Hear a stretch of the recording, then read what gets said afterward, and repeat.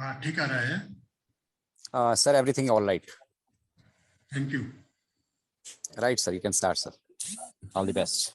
ये जो सेशन है बैंकिंग नॉलेज फॉर बिजनेस, ये क्यों जरूरी है, ये मैं स्लाइड का यूज करके आपको बताऊंगा। वैसे भी बैंकिंग नॉलेज सिर्फ बिजनेस के लिए ही जरूरी है, ऐसा भी नहीं है। Banking knowledge day to day activities, because बगैर बैंक के आपका कोई गुजारा नहीं बन सकता। क्यों? क्योंकि इंडिया में 90% कमर्शियल एक्टिविटीज जो कंट्रोल होती है वो बैंकिंग से ही कंट्रोल होती है। तो इसलिए आपको जानने और अनजाने में बैंक की व्यवस्था के साथ ही रहना पड़ेगा, उसको ही यूज करना पड़ेगा। क्योंकि यहाँ पे अभी तक कोई दूसरा माध्यम नहीं है इंडिया में जिसको लीगली हम यूज कर सकते हैं। जैसे कुछ लोग आजकल क्रिप्टो करेंसी की बात करते हैं, बिटकॉइन की बात करते हैं। ठीक है, जब उसके बारे में रेगुलेशन आएगा इंडिया में, तब हम उस रेगुलेशन को मानते हुए हम वो भी करेंगे, उसका भी समय आएगा। जो भी रेगुलेशन आएगा वो हमारे लिए मान्य है।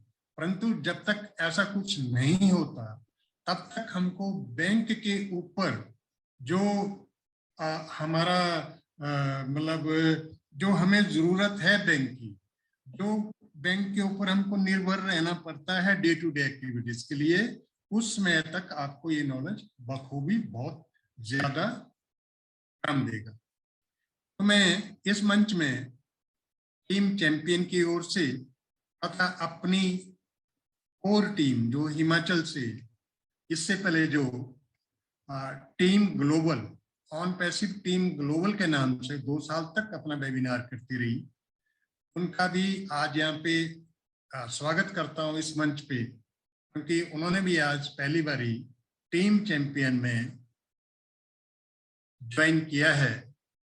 और इसके साथ दूसरे पैनलिस्ट जो इस मंच पे आए हैं उनका भी मैं स्वागत करता हूँ। साथ ही जितने भी हमको सुन रहे हैं, इसमें मेरी आवाज को सुन रहे हैं और ये जो प्रेजेंटेशन देख रहे हैं, उनका भी हार्दिक स्वागत करता हूँ।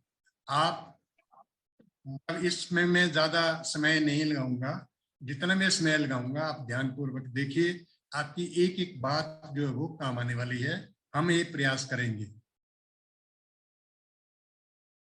भारत में बैंक, अभी हम अपने इंडिया में ही बात करेंगे कि इंडिया में जो बैंक है वो कंट्रोल होता है रिजर्व बैंक ऑफ इंडिया के द्वारा। रिजर्व बैंक ऑफ इंडिया 1935 में इसका एक्ट बना था। इससे पहले इसको इंपीरियल बैंक बोला जाता था। जब ये एक्ट आया 1935 में, उसके बाद इसको भारतीय रिजर्व बैंक के नाम से पुकारा जाना लगा, क्योंकि एक्ट में इसका नाम इंपीरियल बैंक बदल के भारतीय रिजर्व बैंक रखा गया। उसके बाद जो एक्ट में प्रोविजंस बने, शेड्यूल्स बने, उसमें सेकंड शेड्यूल जो रिजर्व बैंक ऑफ इंडिया का है, उसमें ये कहा गया है कि जो भी बैंक इंडिया में काम करेगा, कमर्शियल एक्टिविटीज का काम करेगा या लोगों को खाते खोलने का काम करेगा, उनको कंपल्सरीली और नेसेसरीली जरूरी उनको सेकंड शेड्यूल में लिस्ट होना पड़ेगा। अभी जो ये जो बैंक है जो मैं आगे बताने जा रहा हूं आपको, इनको शेड्यूल बैंक कहते हैं। मतलब जब शेड्यूल बैंक कहते हैं तो ये मालूम पड़ता है कि ये रिजर्व बैंक ऑफ इंडिया के सेकंड शेड्यूल में रजिस्टर्ड है। और रिजर्व बैंक की इन बैंकों के लिए पॉलिसीज बनाता है, इन बैंकों के रेट ऑफ इंटरेस्ट कंट्रोल करता है, इन बैंकों के लिए जो आप लोगों को लोन देते हैं या एडवांसेस देते हैं, ये बैंक शेड्यूल बैंक उनकी पॉलिसीज को भी कवर करता है।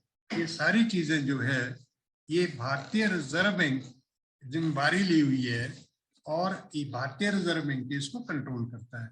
अब हम चलते कि बैंक इन इंडिया, आप कितने मतलब कैटेगरी के यहाँ पे बैंक हैं, ठीक है ना। क्योंकि अभी तक जो आपने सुना होगा वो तो सिर्फ मतलब नेशनलाइज्ड बैंक सुनते थे, और रिसेंटली प्राइवेट सेक्टर बैंक भी यहाँ आए हुए हैं। और इसके अलावा हम बहुत सारी चीजें नहीं जानते हैं। मोटा मोटा तौर पे मैं आपको ये बता रहा हूँ कि बैंक इन इंडिया में अगर थोड़ा सा डिवाइड करें हम, जो कि सेकंड शेड्यूल में ये सारे बैंक हैं, commercial bank, small finance bank, payment bank, cooperative bank, ये 4 हेडिंग्स है इसके, जिनके अंडर डिफरेंट डिफरेंट बैंक्स जो वो कैटेगराइज किए गए हैं। जैसे कमर्शियल बैंक के under public sector bank, private sector bank, RRBs और foreign bank. Public sector bank आप जानते ही हैं, जितने नेशनलाइज्ड बैंक्स हैं वो सारे पब्लिक सेक्टर बैंक्स हैं। आपके प्राइवेट सेक्टर बैंक भी आप जानते हैं, जैसे एचडीएफसी है, आईसीआईसी है, एक्सिस बैंक है, बहुत सारे जो बाकी भी दूसरे प्राइवेट सेक्टर बैंक है। रीजनल रूरल बैंक, आरआरबीज का कंसेप्ट तब आया था जब रूरल पॉपुलेशन को बैंकिंग फैसिलिटी बैंक्स के होते हुए भी प्राप्त नहीं हो रही थी। तो रिजर्व बैंक ऑफ इंडिया ने ये कहा कि स्टेट गवर्नमेंट और वहां का जो लीड बैंक है उस डिस्ट्रिक्ट का, ये एक आरबीआई रीजनल रूरल बैंक की ब्रांचेस खोलेंगे, जिनमें कुछ हिस्सेदारी होगी स्टेट गवर्नमेंट की फंडिंग के लिए, और इसमें हिस्सेदारी होगी आपकी जो बैंक इसको फंड कर रहा है। ठीक है, उनकी ये आरआरबी बनेगी। रीजनल रूरल बैंक का काम रूरल एरिया में ब्रांच खोलना होगा और रूरल पॉपुलेशन को ही बैंकिंग सुविधा प्राप्त करना होगा। ये इसलिए किया गया क्योंकि इंडिया की अभी तक भी आज भी 70% जो पॉपुलेशन है वो गांव में ही बसती है, उनको भी सुविधा मिले, तो इसलिए ये किया गया। अब तो शहरों तक तो आपके प्राइवेट सेक्टर बैंक और कमर्शियल बैंक बहुत ज्यादा हैं। आप ये जो नेशनलाइज्ड बैंक्स है, इन्होंने भी अपनी जो ब्रांचेज है वो बहुत दूर दूर तक गांव में खोल ली है, परंतु अभी प्राइवेट सेक्टर उस लेवल तक नीचे नहीं गए जहां तक कि लोगों को इनकी जरूरत है। आरआरबी ये काम कर रही है। फॉरेन बैंक जिसकी सब्सिडरीज यहाँ होंगी उनको ही अलाउ किया गया है यहाँ पे ब्रांचेस खोलने का। बहुत सारी ब्रांचेस नहीं खोल सकते, लिमिटेड नंबर की ब्रांचेस खोल सकते हैं, वो भी आरबीआई के आदेशानुसार ही काम करेंगे। ये कमर्शियल बैंक की आपको मैंने देती। कमर्शियल बैंक क्यों इनका नाम पड़ा? क्योंकि इंडिया में पहले तो फॉरेन बैंक नहीं होते थे, प्राइवेट बैंक्स नहीं होते थे। अब जो बैंक्स आए हैं वो 90% कमर्शियल एक्टिविटीज कवर करते हैं, चाहे वो प्राइवेट सेक्टर बैंक है, चाहे वो आरआरबी है, चाहे वो फॉरेन बैंक है, चाहे वो पब्लिक सेक्टर बैंक है। स्मॉल फाइनेंस बैंक किस लिए होता है? जो छोटी छोटी इंडस्ट्रीज हैं, छोटे छोटे कारखाने हैं, उनको भी तवज्जो, कई बारी जो बैंक्स हैं उनके पास बहुत सारा काम होता है, एक स्पेशल कैटेगरी बैंक्स बनाए गए, उनके माध्यम से छोटे छोटे कारखानों को, छोटी इंडस्ट्रीज को आप ये लोन वगैरह की सुविधा पार्टिकुलरली यहाँ से पहुंचाते हैं। कुछ पेमेंट बैंक्स हैं गवर्नमेंट की जो डील करते हैं, जैसे स्टेट बैंक ऑफ इंडिया है, वो तो कमर्शियल बैंक्स में भी आता है। State Bank of India is a bank to Government of India also. ऐसा नहीं कि स्टेट बैंक ऑफ इंडिया अकेला ही a banker to Government of India है, बहुत सारी ब्रांचेस नेशनलाइज्ड बैंक्स की भी ये ट्रेजरी का बिजनेस संभाले हुए हैं, जो सारा दारोमदार गवर्नमेंट का, चाहे वो सैलरी डिस्ट्रीब्यूशन है, चाहे वो बिल कलेक्शन है, ये सारे का सारा वो जो ऑथराइज्ड ब्रांचेज हैं बैंक्स की, जो कि गवर्नमेंट का काम संभालते हैं, वो ये सारा करते हैं। फिर दूसरा है कोऑपरेटिव बैंक। कोऑपरेटिव बैंक में क्या है कि बहुत सारे लोग मिलके एक अपना बैंक बनाएं, और शुरू में इसका जो है ना कोऑपरेटिव क्रेडिट सोसाइटीज, यहाँ से ये आया था कि छोटे छोटे गांव में जो लोग हैं वो कोऑपरेटिव सोसाइटी बनाए अपनी, और सोसाइटी एक्ट के अंडर 1860 एक्ट के अंडर उनको रजिस्ट्रेशन करे और वो भी वैसा ही लोन देने का काम करे, छोटे लोन देने का काम करे, और इनको जो कंट्रोल करे वो कोऑपरेटिव बैंक करे। कोऑपरेटिव बैंक में भी 2 डिवीजन कर दिए गए बाद में, जब ज्यादा बैंक लगे खुलने, अर्बन कोऑपरेटिव बैंक और rural cooperative bank. Urban cooperative bank तो सिटीज में खुलने शुरू हुए, और जो रूरल कोऑपरेटिव बैंक से वो वहां शुरू हुए जहाँ पे कोई दूसरा माध्यम बैंक्स का बहुत कम है, वहां पे कोऑपरेटिव बैंक्स खुलने शुरू हुए।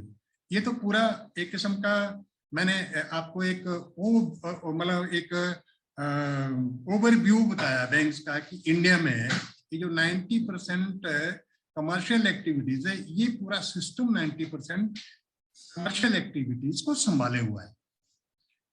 इसके बाद बहुत सारे लोग तो कोई लोन नहीं लेता, परंतु पहले जैसा वो अपना पैसा घर में रखते थे वो अब आसानी से बैंक में रख सकते हैं।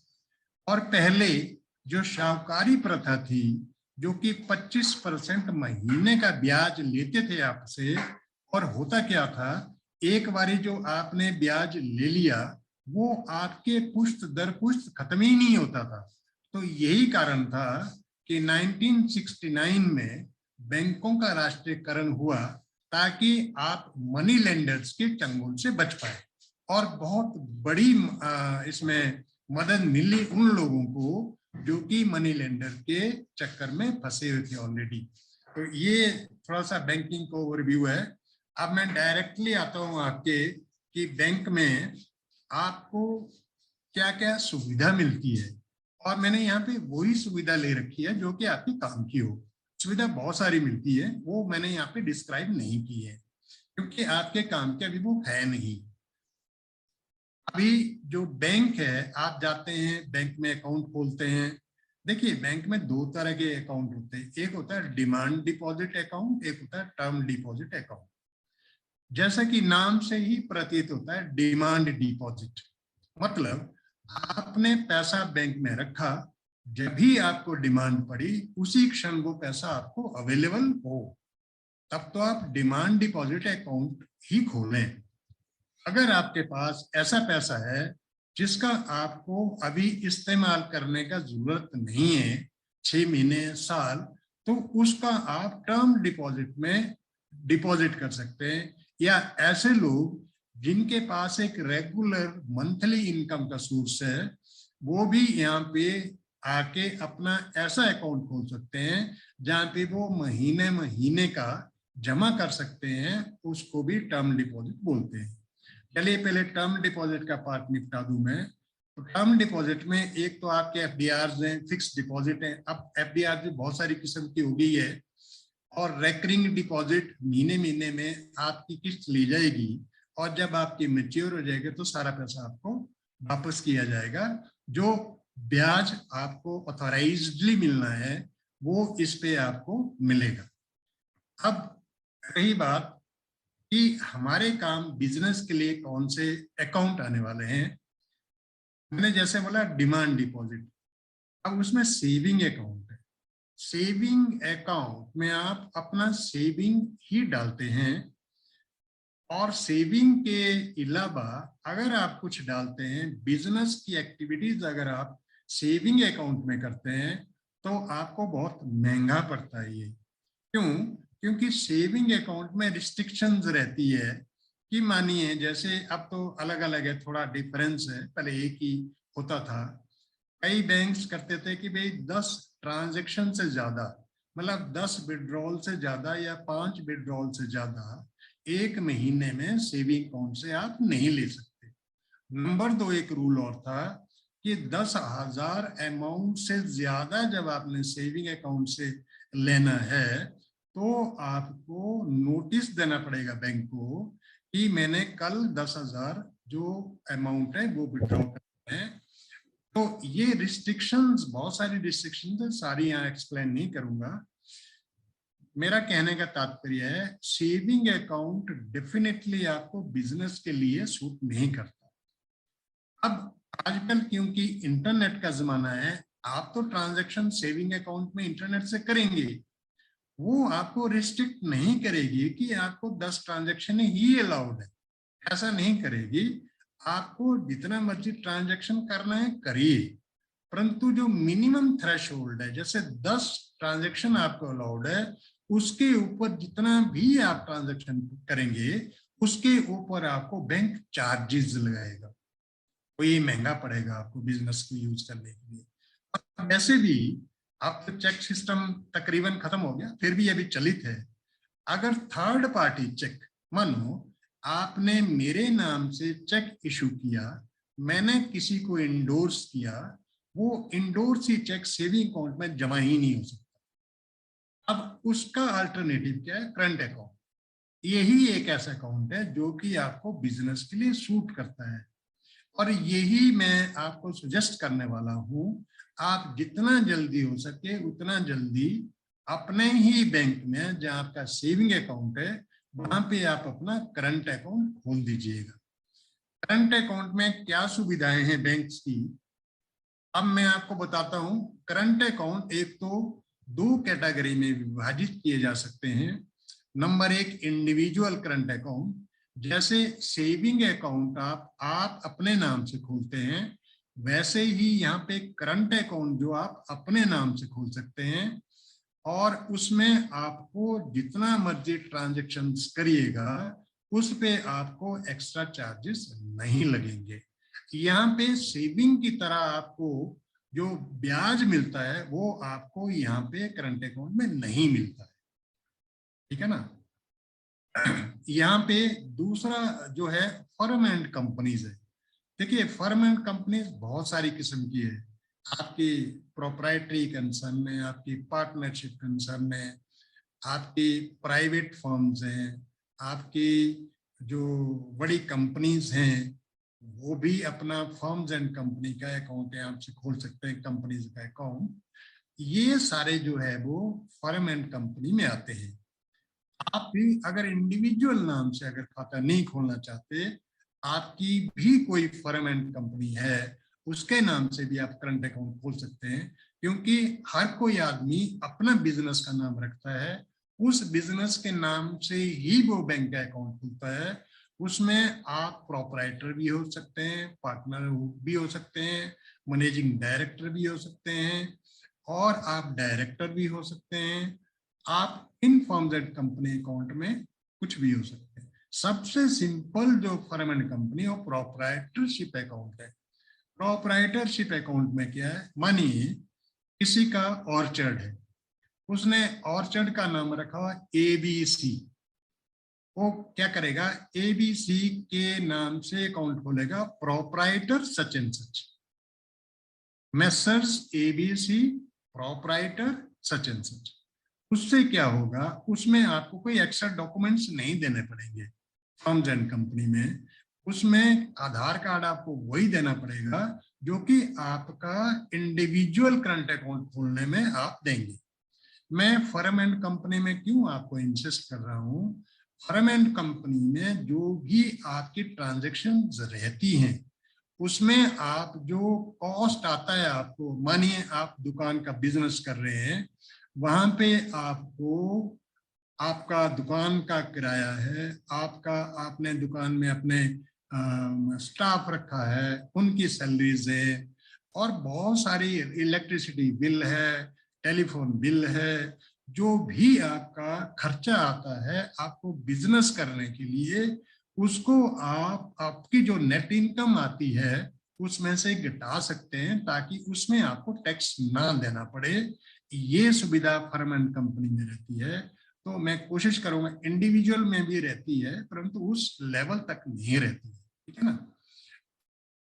अब इंडिविजुअल में कैसे दिखाएंगे आपकी उसने अपना ये भी किया, ये भी किया, इतना खर्चा यहाँ, इतना खर्चा यहाँ।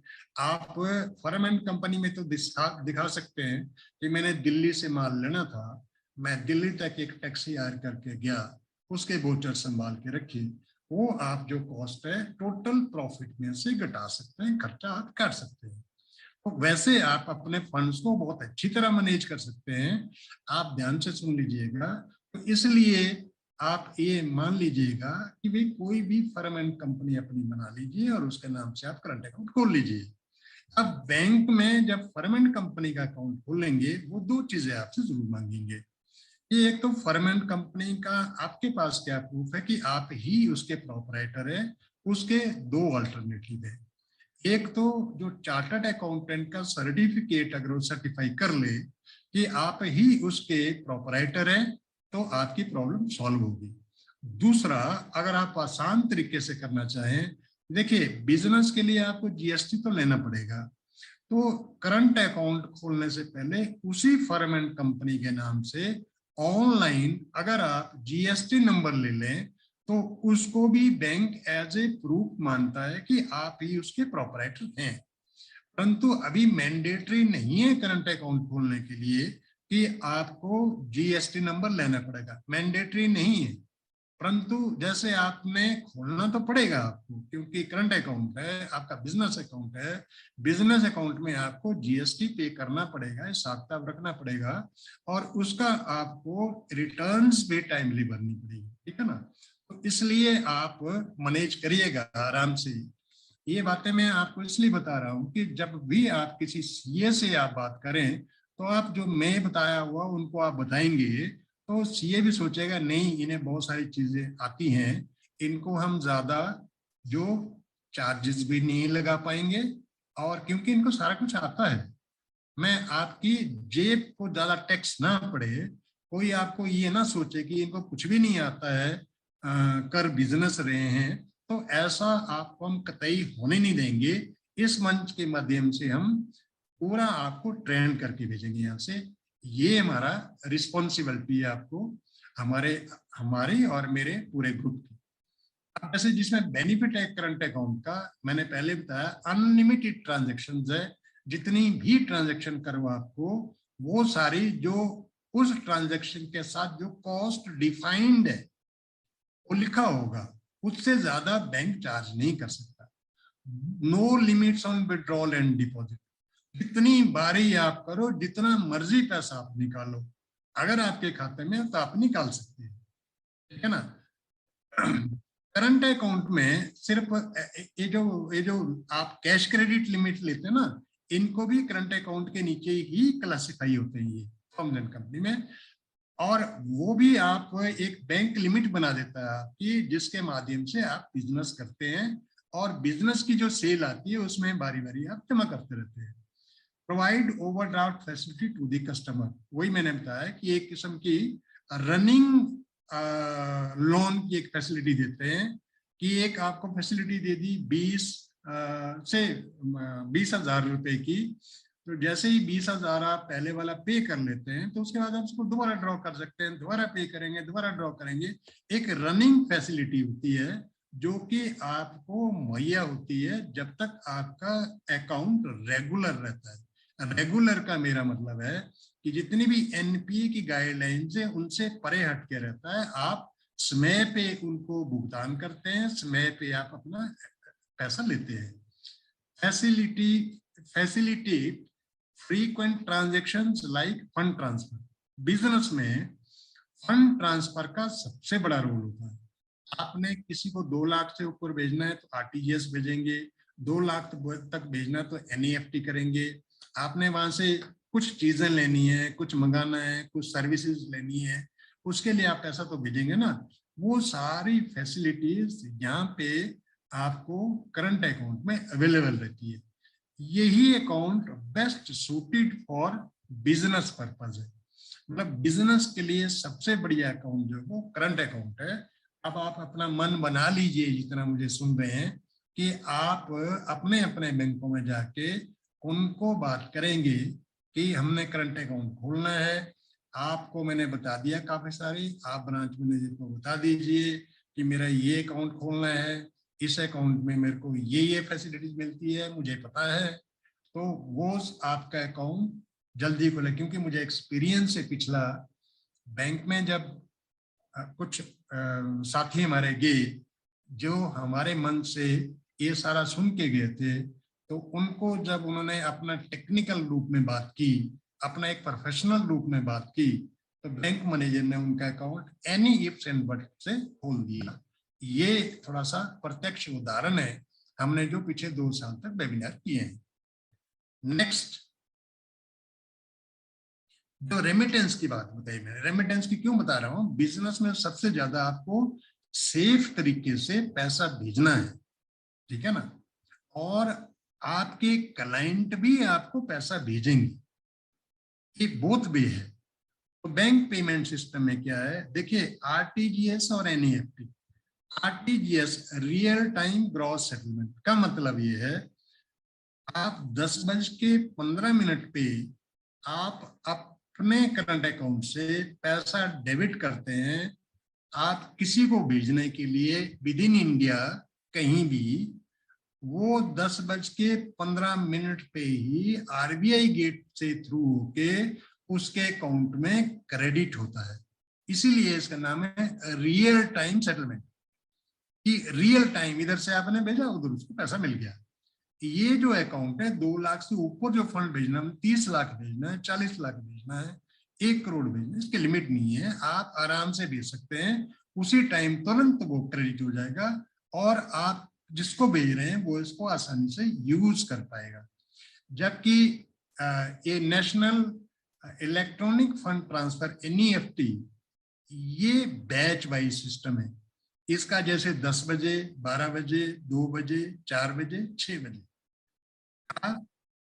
मानिए 10 बजे बैंक खुलता है, 10:03 पे मैं पहुंचे, आपने 10:03 में एनईएफटी कर दिया, ये जो है 2 लाख तक की अवेलेबिलिटी रहती है इसमें फंड भेजने की।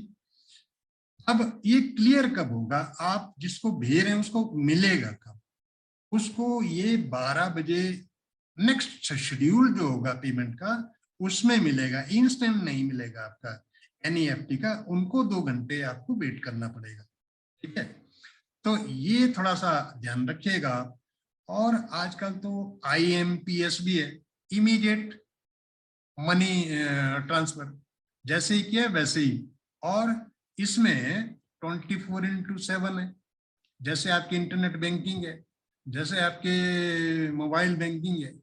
ये आईएमपीएस के द्वारा भी आप लिमिट रहती है, जैसे मोबाइल की लिमिट है 50,000 से ज्यादा फंड एक दिन में नहीं भेज सकते आईएमपीएस से, ठीक है ना, रिस्ट्रिक्शंस रहती है।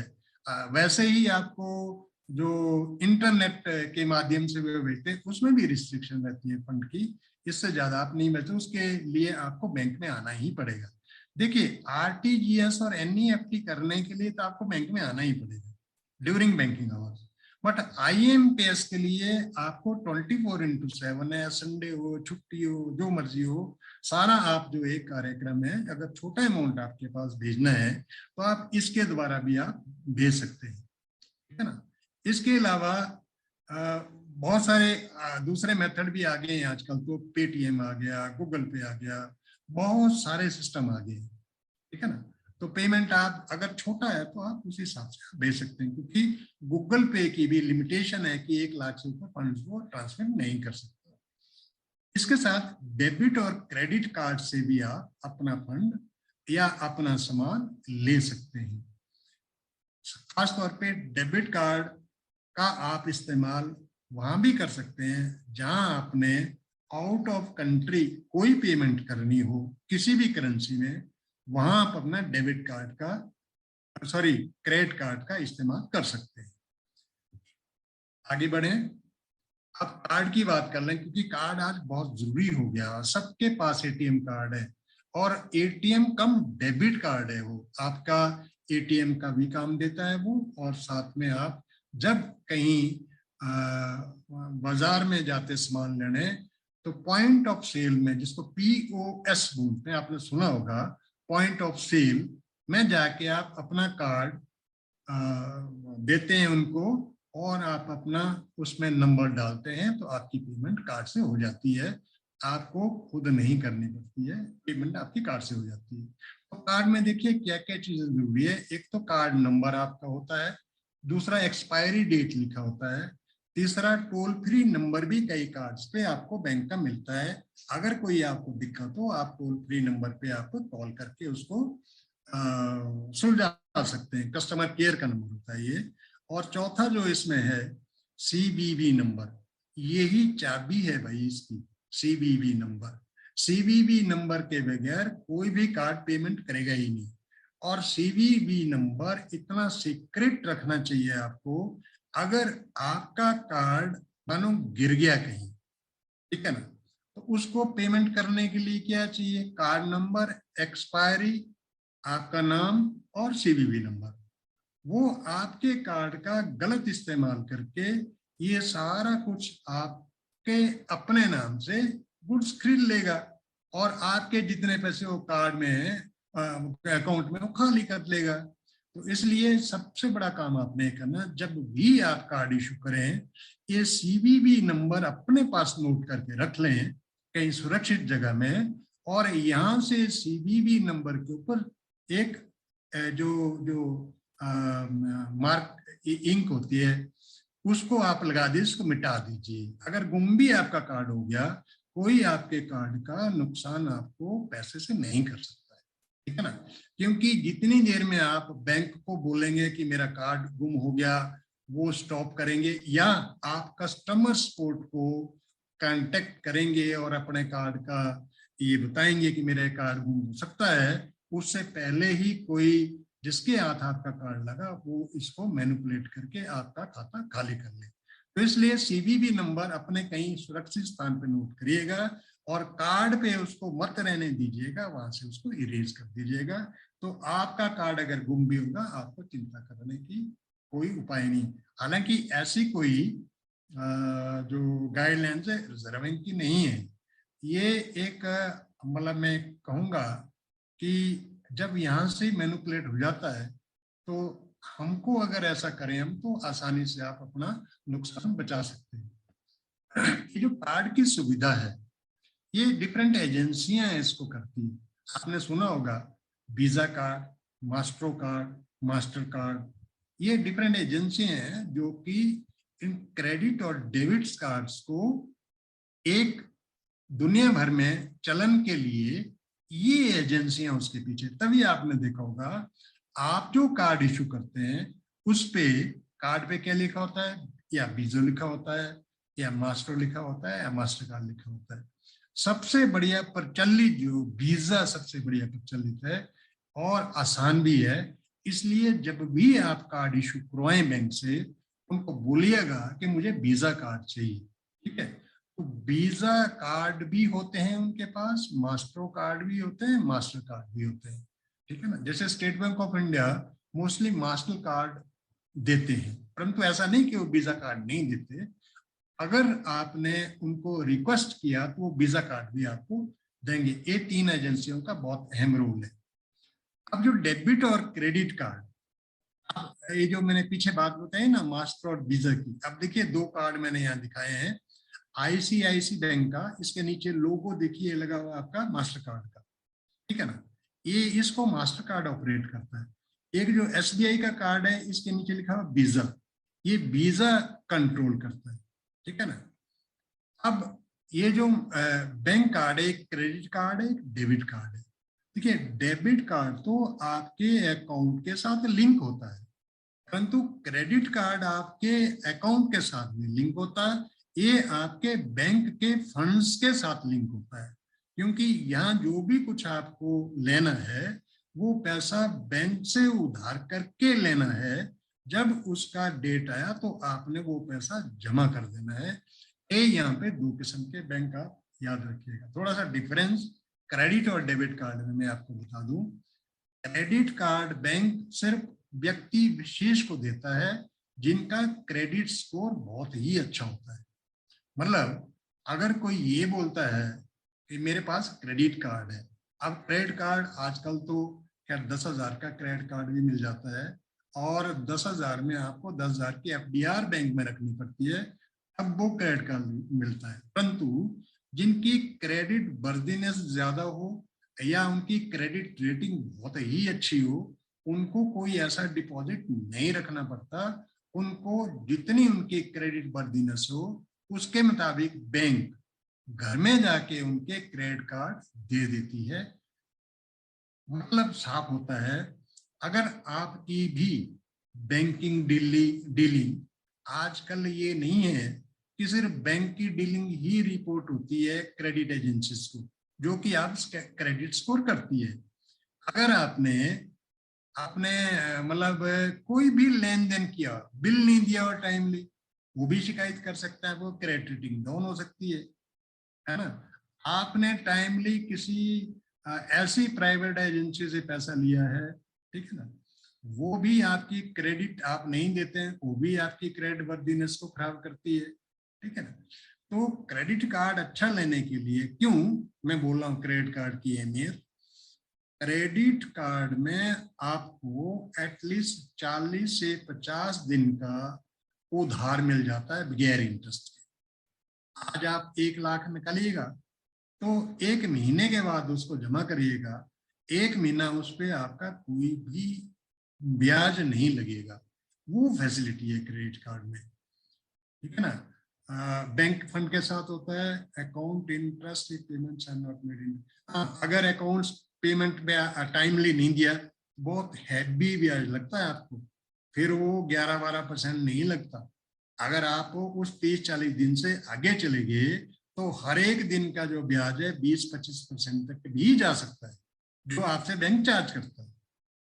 कभी भी अपने क्रेडिट कार्ड से कैश मत निकालिए एटीएम में। क्यों?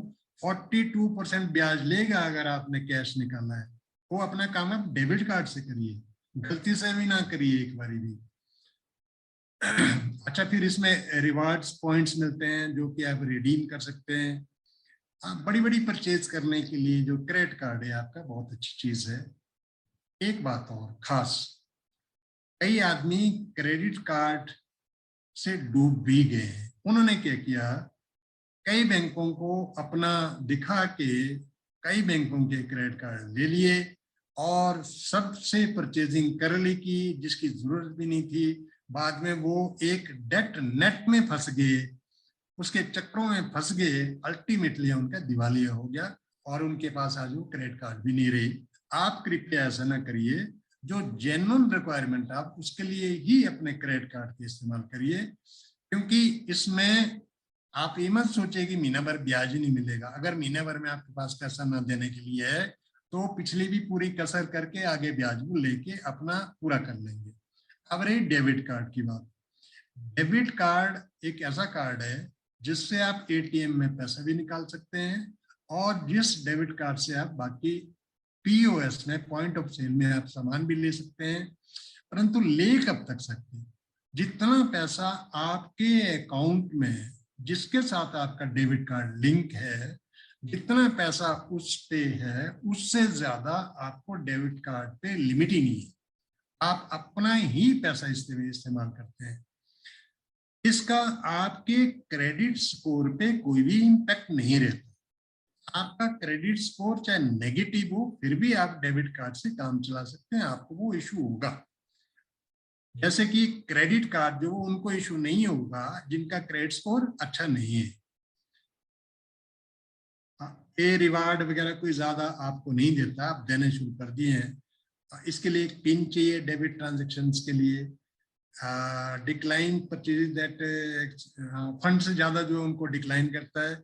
हाँ, डे टू डे के लिए बहुत अच्छा है परचेज के लिए। आपके पास पैसा है तो चीज खरीदिए, नहीं पैसा है तो चीज मत खरीदिए। ये मेन डिफरेंस था between credit card and debit card. Personalise and non personalise है, इसमें समझ लीजिए। अब हर व्यक्ति ये चाहता है कि भाई मैं जो कार्ड लूं बैंक से वो एक ऐसा कार्ड लूं जिसके ऊपर मेरा फोटो भी हो और नाम भी हो। हाँ, उन्हीं कार्ड को पर्सनलाइज्ड कार्ड बोलते हैं जिसके ऊपर आपका एटलीस्ट नाम हो। फोटो ना हो कोई दिक्कत नहीं, एटलीस्ट आपका नाम हो। और नॉन पर्सनलाइज्ड कार्ड वो रहते हैं जिनके ऊपर ना तो आपका नाम होगा ना आपका फोटो होगा। काम ये भी वही करेगा जो कि आपका personal debit card, personalised debit card काम करता है, क्रेडिट और डेबिट कार्ड काम करता है। ठीक है। अब यहाँ पे थोड़ी सी दिक्कत क्या है, आजकल बैंक ने एक मतलब पूरा एक एनवेलप बना दिया है जिसमें आपका डेबिट कार्ड भी है, पासबुक भी है, चेक बुक भी है। आप जाइएगा, खाता खोलेगा, इमीडिएटली आपको किट डिलीवर हो जाएगी, आपको सारी चीजें उनके साथ मुहैया हो जाएगी। परंतु उसमें जो कार्ड मिलेगा आपको, वो मिलेगा आपको नॉन पर्सनलाइज कार्ड। अगर आपको पर्सनलाइज कार्ड लेना है तो कुछ टाइप के कार्ड में फोटो भी अलाउड है, उसके लिए लिमिट ऑफ डिपॉजिट थोड़ा सा ज्यादा रहती है। आप अपना फोटो भी दीजिए और नाम तो आपका अकाउंट में ही है, वो आउटसाइड एजेंसी से इनको बना के आपके पास एक कार्ड अपने आपके रजिस्टर्ड एड्रेस जो आपने बैंक में बताया है उसी पे आपको ये रजिस्टर्ड मेल से या स्पीड पोस्ट मेल से आपको ये आ जाता है और आप इसको रिसीव कर लें, एक्टिवेट कर लें और यूज करना शुरू कर लें। एक्टिवेशन का मेथड जो इसके साथ फॉरवर्डिंग लेटर लगाया होता है उसी में पूरा प्रोसीजर दिया होता है कि आप इस कार्ड को कैसे एक्टिवेट करेंगे। ठीक है, ये पर्सनलाइज और नॉन पर्सनलाइज कार्ड में फर्क रहता है। फोटो वाला अगर नॉन पर्सनलाइज कार्ड आपके पास है उसको आप एज फोटो आइडेंटिटी भी यूज कर सकते हैं। जैसे हमने कई देखा है एयरपोर्ट में आधार कार्ड भूल गया, पैन कार्ड भूल गया, बाय चांस उसके पास कार्ड था अपना फोटो वाला, तो उस कार्ड से भी वहाँ एयरपोर्ट पे या कहीं पे आपको रिस्ट्रिक्टेड प्लेस से वहां पे एंट्री आपको मिल जाती है। इसको भी as photo identity police accept कर लेती है। फॉरेन रेमिटेंस, अब बाहर के मुल्क में आप कोई बिजनेस करना चाहते हैं, क्यों नहीं करना चाहेंगे? अगर आपके पास काफी सारा पैसा आ गया, आप ये भी चाहेंगे कि भाई फॉरेन कंट्री में एक मेरा फ्लैट ही हो, अगर मकान में ना ले पाऊं। जी हाँ, आप ले सकते हैं। वो एक बहुत बड़ा चैप्टर है कि आरबीआई के क्या नॉर्म्स है, कैसे आप इंडिया से पैसा बाहर भेज सकते हैं, कितना भेज सकते हैं और किस माध्यम से भेज सकते हैं। एक दिन अगर जब आगे चलेगा ये हमारा, जब पैसा आना आपको शुरू होगा, तब हम आपको पूरा उसके बारे में पूरी गाइडलाइंस आपको यहाँ बता देंगे। भाई आप क्या कर सकते हैं, कैसे आप 2.5 करोड़ रुपए तक बात भेज सकते हैं एक फाइनेंशियल ईयर में। मानो आपने 15 मार्च को भेजा 2.5 करोड़ रुपए, अगर आपका टैक्स पेड मनी है वो, और अप्रैल में फिर आपने भेजा 2.5 करोड़ रुपए और दूसरे फाइनेंशियल ईयर में आ जाएगा, तो 5 करोड़ रुपए की आप प्रॉपर्टी एक महीने के अंदर बाहर ले सकते हैं। ये रिजर्व बैंक आपको अलाउ करता है। तो इसमें बैंक वायर ट्रांसफर है, क्योंकि बाहर जो जाएगा 2.5 करोड़ पैसा डेबिट और क्रेडिट कार्ड से तो नहीं जाएगा ना, उसके लिए बैंक वायर ट्रांसफर एक फैसिलिटी होती है और इसके द्वारा आपको ये पैसा बाहर चले जाएगा। और जो पैसा आप भेजते हैं बाहर, 7 लाख से ऊपर अगर भेजते हैं, सॉरी 10,000 डॉलर से ऊपर भेजते हैं, अरबली 7 लाख आता है, तो उसके ऊपर जो आप पैसा भेजते हैं उस पे 5% CTS collection tax at source, ठीक है ना। CTS काट के भेजते हैं, उसका पूरा रिकॉर्ड आरबीआई के पास रहता है। अब क्यों रहता है और रखना भी जरूरी है? मानो मैंने यहाँ से आप एक कंपनी कोई रशिया में वो शेयर बेच रही है, मैंने 2.5 करोड़ के शेयर ले लिए। अब अगर आरबीआई के नॉलेज में ना हो कि मैंने 2.5 करोड़ रुपया शेयर लेने के लिए लिया, आप ऑथोराइज्ड हैं प्रॉपर्टी लेने के लिए, शेयर लेने के लिए, बहुत सारी करने के लिए आप मतलब अलाउड है। आरबीआई आपको अलाउ करती है, गवर्नमेंट ऑफ इंडिया आपको अलाउ करती है, ठीक है ना। जैसे ही आप वो शेयर लेने के लिए भेजेंगे, मानो अब शेयर की वैल्यू जो आपकी हुई वहां पे जो लिए हैं 1,000 करोड़ होगी, फिर वो जो 1,000 करोड़ है ऑथोराइज्ड चैनल से अपने इंडिया अकाउंट में ला सकते हैं सब्जेक्ट टू टैक्स। अगर आपने पहले की गाइडलाइंस फॉलो नहीं की है तो आप उस पैसे को यहाँ पे लाना थोड़ा मुश्किल हो जाएगा। जब मैं बोलूंगी पक्का बंद कर देना।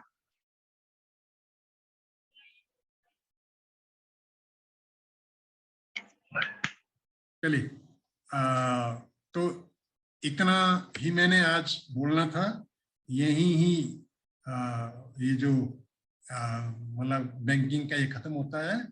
धीरे धीरे आपको हम जो जो आपकी जरूरत रहेगी आप हमें बताते रहेंगे। आपको टैक्स मैनेजमेंट की जरूरत है, आपको अपनी इन्वेस्टमेंट मैनेजमेंट की जरूरत है, आपको अपने जीएसटी मैनेजमेंट की जरूरत है, जो भी है वो चैप्टर आपको यहाँ हम लाके देंगे। और साथ में बिटकॉइन के बारे में जो भी रेगुलेशंस अभी तक इंडिया में आए हैं उसको भी एक सेशन के माध्यम से हम आपको बताएंगे, with facts and figure, with rules, with financial finance minister के वक्तव्य के कह रहे हैं, कब कब आए हैं, और इंडिया गवर्नमेंट ने इसके बारे में क्या क्या किया है, वो सारा कुछ हम आपको फ्यूचर में बताएंगे। इसी के साथ मैं धन्यवाद करता हूँ। Over to Ajay ji, thank you. Well, thank you so much Amar sir. आपका सेशन बैंकिंग को जो लेके रहता है वो हमेशा बहुत नॉलेजेबल रहता है। बहुत सारी ऐसी चीज़ें हैं जिन पे हम गौर नहीं करते, और आज जब आपके मन से वो चीज़ें हमने सुनी जानी तो